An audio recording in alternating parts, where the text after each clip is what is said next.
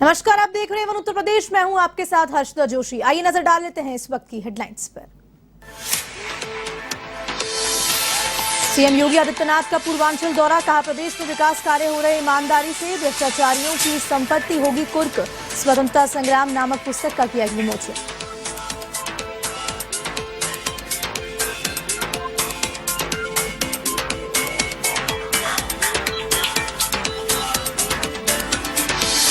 सत्रह जातियों को लेकर यूपी हाईकोर्ट का निर्णय, कैबिनेट मंत्री संजय निषाद ने किया फैसले का स्वागत। कई पार्टियों पर साधा निशाना।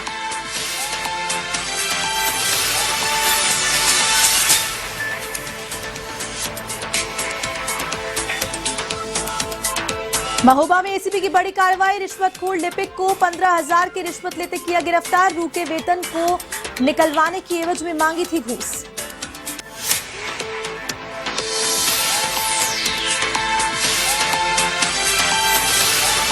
मेरठ के दुहेड़ा गांव में युवक की निर्मम हत्या, ग्रामीणों ने आरोपियों के घर से लगाई आग।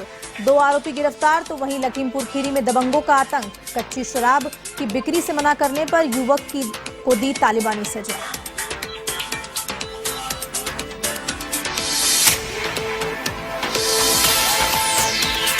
यूपी के हमीरपुर में अवैध हथियारों के खिलाफ योगी सरकार सख्त, 300 से ज्यादा अवैध असले पर चला रोड लोडर।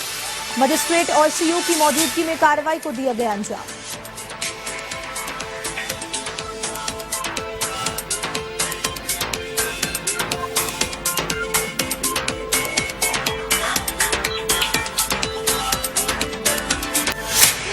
अब खबरें विस्तार से।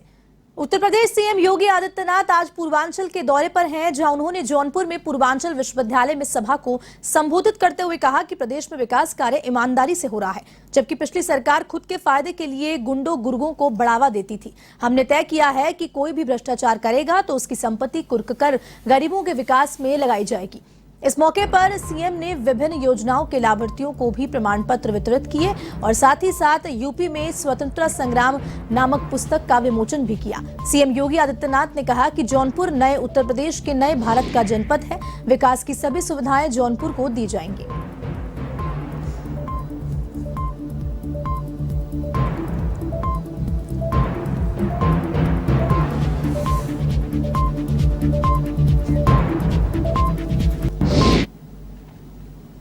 यूपी के मुख्यमंत्री योगी आदित्यनाथ के जौनपुर दौरे के दौरान एक सपा कार्यकर्ता अचानक काला कपड़ा लेकर काफिले के बीच आ गया। इस दौरान सपा कार्यकर्ता के बीच सड़क अखिलेश यादव जिंदाबाद के नारे लगाने लगा और वहीं हरकत में आई पुलिस ने सपा कार्यकर्ता को हिरासत में ले लिया।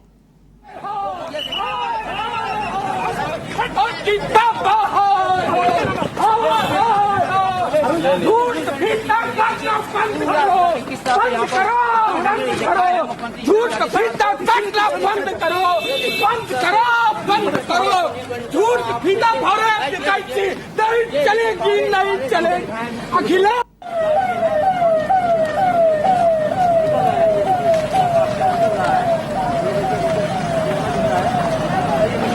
लकी पापा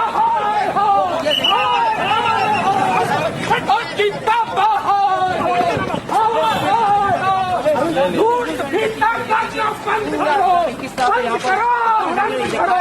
झूठ का फीता काटना बंद करो, बंद करो, बंद करो। झूठ का फीता भरे नहीं चलेगी, नहीं चलेगी। अखिलेश। यूपी के डिप्टी सीएम ब्रजेश पाठक ने कासगंज की तीर्थ नगरी सोरू में बरहा भगवान के दर्शन किए और इस दौरान स्थानीय लोगों ने डिप्टी सीएम का फूल मालाओं से जमकर स्वागत किया। वहीं तीर्थ नगरी आगमन पर डिप्टी सीएम ने सोरू में विकास कार्यों का आश्वासन दिया, जिस पर लोगों ने उनके समर्थन में जमकर नारेबाजी की।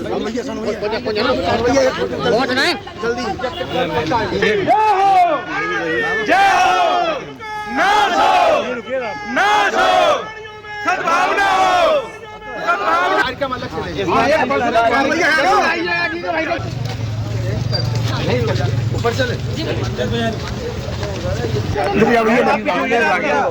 तो लो मूर्ति है पीछे यही भैया आएंगे किसी ने अपडेट जल्दी भैया सुनो जल्दी जय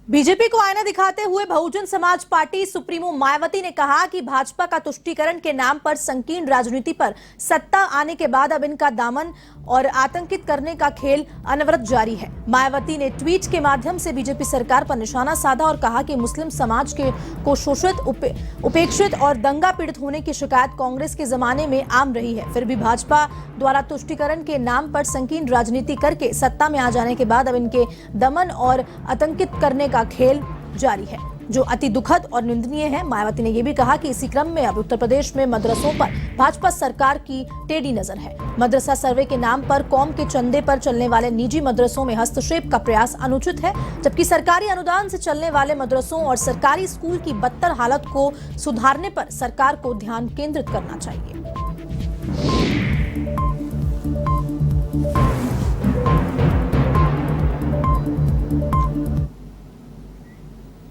लखनऊ में कैबिनेट मंत्री और निषाद पार्टी अध्यक्ष संजय निषाद ने 17 जातियों को लेकर दिए गए हाईकोर्ट के निर्णय का स्वागत किया है। उन्होंने कई पार्टियों पर हमला बोलते हुए मछुआरों की जाति के लिए न्याय की मांग की है। इसी को लेकर एवन टीवी संवाददाता जय त्रिपाठी ने की खास बातचीत। हमारे साथ इस समय वक्त कैबिनेट मंत्री तथा संजय निषाद जी हैं, जो कि आपको पता है निषाद पार्टी के अध्यक्ष भी हैं। लगातार जिस तरीके से बात किया जाए तो अभी आपने देखा कि कोर्ट ने 17 जातियों को जिस तरीके से आदेशित किया, उसका आप किस तरीके से स्वागत कर रहे हैं। तथा आपको बता दें कुछ जातियां जो हैं कहीं ना कहीं ओबीसी में भी निषाद जात को लाने का कर रहे हैं। इस पर आप क्या कहते हैं? देखो, न्यायालय का मतलब न्याय देना है और न्यायोचित तरीके से सरकार का काम होता है, राजनीतिज्ञों को काम होता है कि संवैधानिक और न्यायोचित तरीके से कोई भी फैसला किसी जाति के साथ उसी तरह से व्यवहार करें। न्यायालय के उस फैसले से साबित हो जाता है कि पिछली सरकारों ने इन जातियों के साथ गैर संवैधानिक तरीके से अन्याय किया है। एक तो पहले से अनुसूचित जाति की सूची में जाति के समूहों के रूप में शामिल हैं, जैसे लेदरमैन है और उसके जाति का समूह है, वाशरमैन है, फिशरमैन है, क्राफ्ट्समैन है। ये जातियों का समूह है, उसके अंदर ढेर सारी उपजातियाँ, पुकारू जातियाँ हैं। इसके लिए सेंसस मैनुअल 1961 जो है केंद्र सरकार ने, जो राष्ट्रपति ने नोटिफिकेशन कर रखा है सेंसस ऑफ इंडिया 1961 में, कि ये फला फला सूची है, ये जातियाँ हैं और इसकी पर्यायवाची जातियाँ हैं। तो ऐसे में इन जातियों को पिछड़ी में डालना एक तो अनकॉन्स्टिट्यूशनल था, डाल भी दिया तो इन्हें निकालना भी अनकॉन्स्टिट्यूशनल है, और निकाल कर इन्हें लटका कर दूसरे एक निकालता और दूसरा नाटक के हिसाब से स्टे ले लेता। इन जातियों को लगभग 30 सालों से ऐसे ही पिछड़ी में डालना और निकालना, पिछड़ी में डालना और निकालना, इनके साथ इनको रोक कर, लटका कर इनके हक अधिकार पर कब्जा करना है, धोखा देना है, विश्वासघात है। और जब ये समाज विश्वासघात को समझ गया तो अपने आप इनसे दूरी बना लिया। अब जो धोखा देने वाले धोखा खा गए। अब रहा महत्वपूर्ण सवाल कि मैं न्यायालय को धन्यवाद इसलिए देता हूं, उनके फैसले को स्वागत करता हूं कि अब इन जातियों को कोई गुमराह नहीं कर पाएगा, कोई मूर्ख नहीं बना पाएगा, कोई इनके साथ विश्वासघात नहीं कर पाएगा, कोई इनको धोखा नहीं दे पाएगा। ऐसे में अब इन जातियों के साथ नए संवैधानिक प्रक्रिया के तहत माननीय मुख्यमंत्री जी से मिला हूँ और उनको अवगत कराया हूँ कि उन्होंने एक लेटर लिखा था 20 दिसंबर 2021 को। क्योंकि भाई देखो, मैं तो अपने समाज का वकील हूँ, मैं पहले सड़क पर वकालत कर रहा था, अब सदन की वकालत के लिए हम निषाद पार्टी को, भारतीय जनता पार्टी ने उसी तरीके से जगह दिया है जिस तरह की कभी त्रेता में भगवान राम ने निषाद राज को गले लगाया था और उनकी सेना से रावण राज खत्म किया था। निषाद पार्टी के अध्यक्ष संजय निषाद जी थे, जिन्होंने बताया कि जिस तरीके से अगर बात किया जाए मछुआरों को लेकर और निषाद जो जात हैं उन लोगों को लेकर लगातार कहीं ना कहीं मोदी सरकार उन पर ध्यान दे रही है और 2024 में उनका मानना है कि वो कहीं ना कहीं कंधे से कंधा मिलाकर फिर इस योगी सरकार के साथ खड़े नजर आएंगे। और जिस तरीके से बात किया जाए तो उनका साफ कहना है कि जाति जिस तरह बट रही वो बटते हुए निषाद पार्टी के साथ नजर नहीं आएंगे। वीडियो जर्नलिस्ट सनोज शर्मा के साथ मैं जय त्रिपाठी, A1 TV लखनऊ। अब खबर यूपी के बस्ती से है, जहां पूजा पंडालों में भगवान गजानन की आराधना का सिलसिला जारी है। इसी के तहत पूजा पंडालों में भगवान गणेश जी की आरती की जा रही है। यहां विभिन्न सांस्कृतिक कार्यक्रम भी आयोजित हो रहे हैं।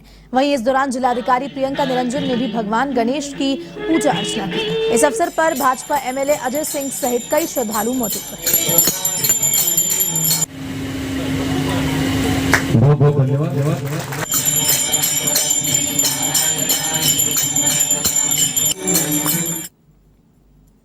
उत्तर प्रदेश के महुआ में एंटी करप्शन टीम ने जिला पंचायत राज अधिकारी के वरिष्ठ लिपिक को रिश्वत लेते रंगे हाथों गिरफ्तार किया है। लिपिक की ओर से रुके वेतन को निकलवाने की एवज में ग्राम पंचायत अधिकारी से रिश्वत की मांग की जा रही थी, जिसके बाद ग्राम पंचायत अधिकारी ने मामले की शिकायत एंटी करप्शन विभाग लखनऊ में की। वहीं शिकायत का सत्यापन करवाने के बाद एंटी करप्शन टीम ने रिश्वतखोर लिपिक को शहर के एक नामी होटल से 15,000 की रिश्वत लेते गिरफ्तार किया है। फिलहाल मामले की जांच जारी है। हाथ रखा हूँ वही है भैया। हो गया sir. Thank you sir. Thank you. जो है ये पंचायत अधिकारी हैं किरवई ब्लॉक में, इन्हीं का वेतन से संबंधित एक था कि मार्च 2022 और अक्टूबर 2021 का वेतन अवरुद्ध था। उसी के संबंध में जो है इनसे पैसे की डिमांड 15,000 रुपये की हो रही थी। उसी जिला राज्य पंचायत अधिकारी कार्यालय में लिपिक हैं, वरिष्ठ लिपिक वैभव मिश्रा, उनके द्वारा डिमांड की गई थी, जिसके आज जो है शिकायतकर्ता के शिकायत पर आज लखनऊ से टीम आई और उसने जो है गिरफ्तारी की। 15,000 रुपये जो रिश्वत में मांग रहे थे, उसी के 15,000 रुपये बरामद। ये तो हुए बरामद किए? जी बिल्कुल, बिना लिए कैसे हम बरामद।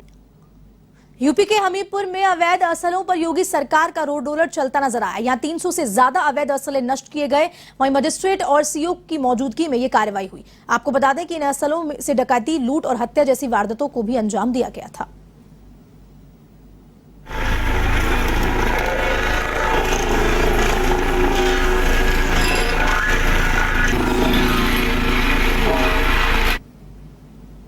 शराब माफियाओं पर शिकंजा कसने के लिए उत्तर प्रदेश की कन्नौज पुलिस ने एक हफ्ते का विशेष अभियान चलाया। इस अभियान के तहत गिरोह बनाकर शराब का अवैध कारोबार करने वाले 5 लोगों पर गैंगस्टर की कार्रवाई की गई। इसके अलावा पुलिस के साथ संयुक्त टीम ने हिस्ट्री शीटर्स और माफियाओं को भी धर दबोचा। माना जा रहा है कि शराब माफियाओं पर कार्रवाई से कन्नौज में शराब के अवैध कारोबार पर अंकुश लगेगा। एसपी कुंवर अनुपम सिंह का कहना है कि विशेष अभियान खत्म होने के बाद भी शराब के कारोबार के खिलाफ कार्रवाई चलती रहेगी।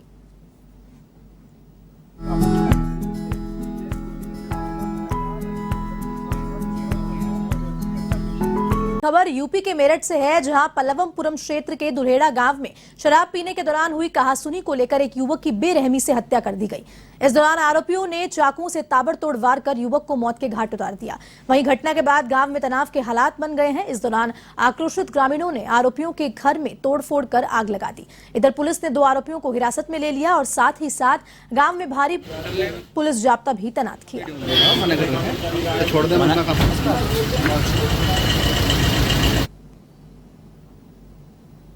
थाना पल्लवपुरम के अंतर्गत दुलेड़ा चौहान गांव पड़ता है। यहाँ पर 2 युवकों के द्वारा जो बताया जा रहा है कि शराब के नशे में एक दूसरे युवक की चाकू से हत्या कर दी गई, जिसको अस्पताल ले जाया गया, जहां उसकी इलाज के दौरान मृत्यु हो गई। और इस पूरे प्रकरण में वादी पक्ष की तहरीर अभी प्राप्त की जा रही है और जो 2 अभियुक्त जिनके ऊपर आरोप लगाया गया पुलिस के द्वारा, उन दोनों ही को हिरासत में ले लिया गया है और उनके ऊपर कठोर विधिक कार्रवाई की जा रही है। और इसमें जो यहाँ पे पुलिसकर्मी भी मौजूद हैं और गाँव में शांति व्यवस्था कायम है। वहीं यूपी के लखीमपुर खीरी से दबंगों का आतंक देखने को मिल रहा है, जहां कुछ दबंगों ने तालिबानी सजा देते हुए एक युवक को निर्वस्त्र कर दिया और रस्सी से बांधकर लाठी डंडों से बेरहमी से पिटाई करी। बता दें कि कच्ची शराब की बिक्री करने से मना करने पर दबंगों ने युवक की पिटाई की, जिसका वीडियो वायरल हो रहा है। मामला निघासन कोतवाली क्षेत्र के लुधौरी के अंबरपुरवा का बताया जा रहा है।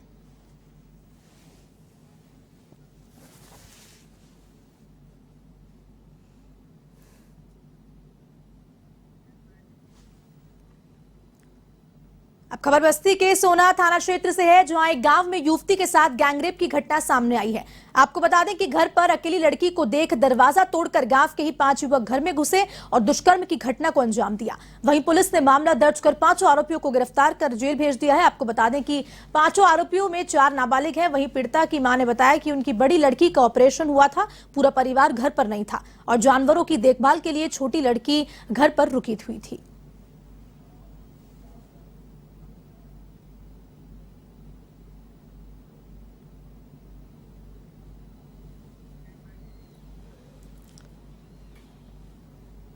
अब खबर बाराबंकी से है, जहां अज्ञात बदमाशों का आतंक देखने को मिला।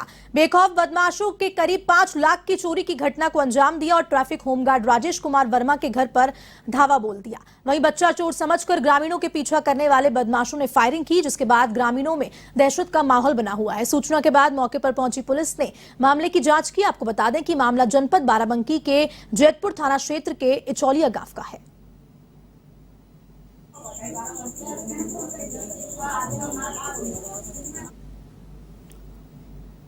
जिस उत्तर प्रदेश में सरकार बेटी पैदा होने पर तमाम योजनाएं चला रही है और गर्भवती महिलाओं को निःशुल्क प्रसव के साथ साथ सहायता राशि देने की भी बात भी सरकार कर रही है, उसी ओर उत्तर प्रदेश से एक चौंका देने वाला मामला सामने आया है। आपको बता दें कि शाहजहांपुर के थाना निगोई क्षेत्र में बने नवजीवन अस्पताल में एक गरीब महिला ने बच्ची को जन्म दिया, लेकिन गरीबी के चलते हॉस्पिटल के भारी भरकम बिल को चुकाने में माँ बाप ने असमर्थता दिखाई तो डॉक्टर ने नवजात बच्ची को ही बेच दिया। जब इस बात की जानकारी हिंदू संगठनों को हुई तो उन्होंने थाने में जमकर हंगामा किया, जिसके बाद नवजात बच्ची को खरीदने वाले दंपति ने पुलिस के कहने पर बच्ची को उसके मां बाप को लौटा दिया।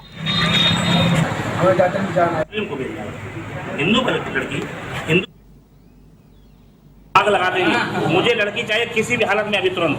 उसके 20 मिनट के बाद उसने लड़की मंगाई, हमारी वीडियो कॉल करके दिखाई। बोले आप वीडियो कॉल करिए। वीडियो कॉल करके देखी, लड़की आई। उस लड़की हमने देख ली। जब तब उसने कहा, हमने कहा कि अब तुम्हारे खिलाफ कार्रवाई करेंगे। जिलाधिकारी महोदय से बात हुई, एडीएम साहब से बात हुई, एलआईयू प्रशासन एलआईयू से बात हुई, पुलिस एसपी से बात हुई और उसके बाद में ज्ञापन दिया वहाँ सिटी मजिस्ट्रेट को जिलाधिकारी महोदय के नाम से। उसके बाद में यहाँ आया, इन कार्यकर्ताओं सबको रोक दिया था कि मैं वहीं मौके पर आ रहा हूँ, अभी पुतला दहन करूंगा डॉक्टर का, उसका लाइसेंस निरस्त हो, उसके खिलाफ कार्रवाई हो और उसके खिलाफ जो कानूनी कार्रवाई होती है अर्थात जो क्रिमिनल, वो क्रिमिनल कार्रवाई होनी चाहिए, ये मांग की है। कुमार सिंह जी हैं, सुधांशु जी हैं, शिवहरी जी हैं, इन लोगों की जानकारी हुई थी कि यहाँ पर एक घटना हुई है, वो बहुत विवश है। एक हिंदू बेटी को मुस्लिम जिहादी के हाथ बेच दिया गया है। यहाँ का नवजीवन अस्पताल है जो बहुत ही घटनाएं कर चुका है